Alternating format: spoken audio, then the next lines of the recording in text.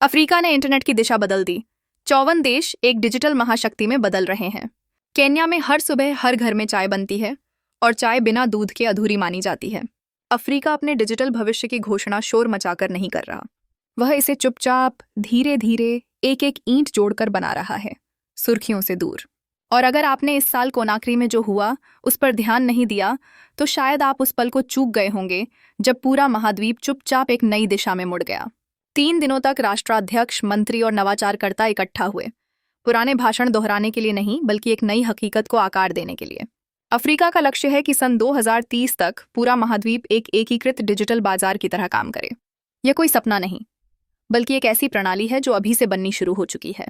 इस सम्मेलन को अलग बनाने वाली बात उसका आकार नहीं था बल्कि कमरे में मौजूद गंभीरता थी। लोग सपनों की तरह नहीं बल्कि समय सीमा की तरह बात कर रहे थे। परियोजनाओं को भविष्य की इच्छा नहीं बल्कि चल रहे काम के रूप में पेश किया गया। आप महसूस कर सकते थे कि कुछ बदल चुका है, बिना शोर के लेकिन निर्णायक रूप से। और यही एक सीधा सवाल खड़ा करता है, क्या दुनिया एक डिजिटल रूप से एकजुट अफ्रीका के लिए तैयार है? आइए इसे समझते हैं। सालों से अफ्रीका डिजिटल परिवर्तन की बात करता आया है। सम्मेलन, रणनीतियां और ढांचे अनगिनत रहे हैं, लेकिन इस बार माहौल अलग था। 7वां ट्रांसफॉर्म अफ्रीका सम्मेलन सिर्फ विचारों की बैठक नहीं लगा, यह किसी इंजीनियरिंग कार्यशाला जैसा महसूस हुआ। मंत्रालय अवधारणाओं से ज्यादा क्रियान्वयन पर बात कर रहे थे। तकनीकी विशेषज्ञ संभावनाओं की जगह नमूनों की चर्चा कर रहे थे।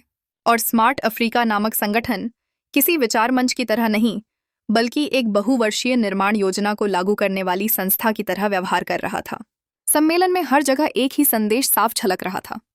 सन 2030 तक अफ्रीका एक साझा डिजिटल बाजार की तरह काम करेगा। न शायद न उम्मीद है बल्कि इरादा है। यह इरादा नारेबाजी में नहीं बल्कि समय रेखाओं, एकीकरण चरणों और साझेदारों की भाषा में दिखा, जो अफ्रीका को 54 अलग अलग बाजारों की जगह एक उभरते डिजिटल समूह के रूप में देख रहे थे। कोनाक्री का चयन भी प्रतीकात्मक था।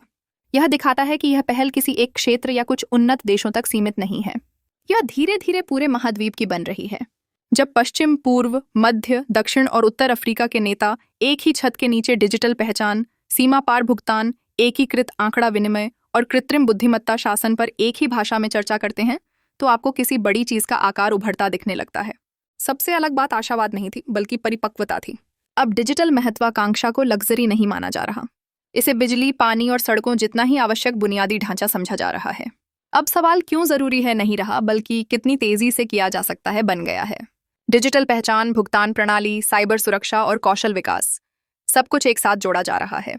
अफ्रीका अब बाहरी प्रणालियों पर निर्भर रहने को कमजोरी मानने लगा है। डेटा, पहचान और भुगतान पर खुद का नियंत्रण उसकी प्राथमिकता बन चुका है। सबसे बड़ा बदलाव तकनीकी नहीं मानसिक है। अब अफ्रीकी नेता दुनिया से पीछे रहने की भाषा नहीं बोलते, वे अपना रास्ता खुद बनाने की बात करते हैं, जो उनकी आबादी, उनकी ज़रूरतों और उनकी आर्थिक लय के अनुरूप हो। यह शांत आत्मविश्वास है, नारे नहीं परिणाम। और जब महाद्वीप के भीतर रुकावटें हटती हैं तो आम लोगों की जिंदगी आसान होने लगती है। एक व्यापारी को हर सीमा पर नई बाधाओं से नहीं लड़ना पड़ता। एक मोबाइल भुगतान सिर्फ देश तक सीमित नहीं रहता, पहचान बार बार साबित नहीं करनी पड़ती, डिजिटल सीमाएं गिरने लगती हैं। और जब सिस्टम सहज हो जाते हैं तो लोग बड़ा सोचने लगते हैं, आगे की योजना बनाते हैं, उनका आत्मविश्वास बढ़ता है। यही वह बदलाव है जो अर्थव्यवस्थाओं को सच में बदल देता है। और जैसे जैसे अफ्रीका अपने भीतर की दीवारें गिरा रहा है, दुनिया बाहर से और ध्यान देने लगी है। अब सवाल यह नहीं रहा कि अफ्रीका तैयार है या नहीं, बल्कि यह है कि बाकी दुनिया कितनी तैयार है। वीजा साझेदारी को किसी कॉरपोरेट उपलब्धि की तरह नहीं दिखाया गया, इसे उभरते हुए सीमा पार भुगतान ढांचे की एक रणनीतिक परत के रूप में देखा गया। रवांडा, बेनिन और घाना को जोड़ने वाला डिजिटल समाधान सहयोग किसी दिखावे के लिए चलाया गया पायलट नहीं था, ये एक महाद्वीपीय पहचान ढांचे की पहली ईंट था। यही वह आत्मविश्वास है जो सामंजस्य से जन्म लेता है, नारों की जगह ठोस कदम। एक और महत्वपूर्ण बदलाव यह है कि अब अफ्रीकी नेता डिजिटल संप्रभुता की बात कैसे करते हैं। कुछ वर्ष पहले यह विचार केवल एक सपना लगता था, कोनाक्री में यह पूरी तरह व्यावहारिक लगा। सरकारें अब समझती हैं कि दूसरों द्वारा बनाए गए डिजिटल उपकरण सीमाओं के साथ आते हैं। पहचान प्रणालियां बाहर होस्ट की जाती हैं, डेटा बाहरी जगहों पर संग्रहित होता है, भुगतान विदेशी नेटवर्कों से होकर गुजरते हैं। ये निर्भरताएं स्वायत्तता को सीमित करती हैं और अफ्रीका अब इन्हें ऐसी कमजोरियों के रूप में देख रहा है जिन्हें भविष्य में नहीं बल्कि अभी ठीक करना जरूरी है। साइबर सुरक्षा पर बातचीत, जो पहले हाशिए पर रहती थी, अब नीति के केंद्र में है। डिजिटल कौशल कार्यक्रम, जो पहले बिखरे हुए थे, अब एक दूसरे के साथ जोड़े जा रहे हैं। यहाँ तक कि इंटरनेट शासन, जिसे अफ्रीका लंबे समय तक बाहरी ताकतों पर छोड़ता रहा, अब स्थानीय नियंत्रण को मजबूत करने वाली पहलों के जरिए वापस लिया जा रहा है। लेकिन शायद सबसे बड़ा बदलाव मानसिक है। अफ्रीकी नेता अब ऐसे नहीं बोलते जैसे महाद्वीप को दूसरों की बराबरी करनी हो। वे ऐसे बोलते हैं जैसे अफ्रीका अपना रास्ता खुद डिजाइन कर रहा हो। ऐसा रास्ता जो यूरोप, एशिया या उत्तरी अमेरिका की नकल नहीं करता, बल्कि अपनी आबादी, अपनी ज़रूरतों और अपनी आर्थिक लय को दर्शाता है। यह स्पष्टता आत्मविश्वास पैदा करती है। कोई शोरगुल वाला आत्मविश्वास नहीं, बल्कि एक शांत आत्मविश्वास। ऐसा आत्मविश्वास जो प्रगति को सैद्धांतिक नहीं बल्कि अनिवार्य महसूस कराता है। और जब अफ्रीकी देश एक ही दिशा में आगे बढ़ने लगते हैं तो स्वाभाविक रूप से एक नया सवाल सामने आता है। यह सामंजस्य आम अफ्रीकियों की रोजमर्रा की जिंदगी को वास्तव में कैसे बेहतर बनाएगा? जब आप नीतियों की भाषा, साझेदारियों और रणनीतिक दस्तावेजों को हटा देते हैं तो एकल डिजिटल बाजार एक ही सरल बात पर आकर टिक जाता है। उन लाखों अफ्रीकियों के लिए रोजमर्रा की जिंदगी को आसान बनाना जो अपना बहुत सा समय उन प्रणालियों से लड़ने में बिताते हैं जो उनके लिए काम करनी चाहिए थीं, उनके खिलाफ नहीं। दशकों तक अफ्रीका की सबसे बड़ी डिजिटल समस्या प्रतिभा या विचारों की कमी नहीं थी। समस्या थी घर्षण। हर जगह छोटे छोटे अवरोध।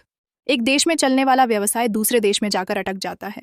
घर में स्वीकार किया गया मोबाइल वॉलेट सीमा पार बेकार हो जाता है। सरकारी सेवाएं जिनमें लंबी कतारें, लंबे फॉर्म और लंबी व्याख्याएं शामिल हैं। यह थकाने वाला है और ये बात सभी जानते हैं। एकल डिजिटल बाजार का वादा कोई जादुई भविष्य रचना नहीं है जहां तकनीक सारी समस्याएं हल कर दे। इसका उद्देश्य है उस घर्षण को हटाना, शांत तरीके से, लगातार, व्यावहारिक रूप से। ऐसा बदलाव जो राष्ट्रीय आंकड़ों में नहीं बल्कि आपकी रोजमर्रा की दिनचर्या में महसूस होता है। डिजिटल पहचान को ही ले लीजिए। आज देशों के बीच आवाजाही का मतलब बार बार अपनी पहचान साबित करना होता है। अलग अलग पहचान पत्र, नए पंजीकरण और नई प्रणालियां सीखना। एकीकृत डिजिटल पहचान का मतलब है कि आपको सीमाओं के पार पहचाना जाएगा, सुरक्षित रूप से, तुरंत और भरोसेमंद तरीके से। आप इसके बारे में सोचते भी नहीं, यह बस काम करता है। भुगतान के साथ भी यही बात है। सीमा पार पैसा भेजने या किसी दूसरे अफ्रीकी देश में सेवाएं खरीदने की झुंझलाहट महाद्वीप के लगभग हर व्यक्ति ने महसूस की है। एकीकृत भुगतान प्रणाली उस बाधा को हटा देती है। एक फोन नंबर एक बटुआ बन जाता है और वह बटुआ पूरे महाद्वीप का हो जाता है। अचानक जो चीज़ जटिल लगती थी वह साधारण लगने लगती है। छोटे व्यवसायों के लिए इसका असर और भी बड़ा है। लुसाका का कोई विक्रेता हरारे या जोहान्सबर्ग तक पहुंचने के लिए अपना पूरा व्यवसाय मॉडल दोबारा बनाने के लिए मजबूर नहीं होना चाहिए।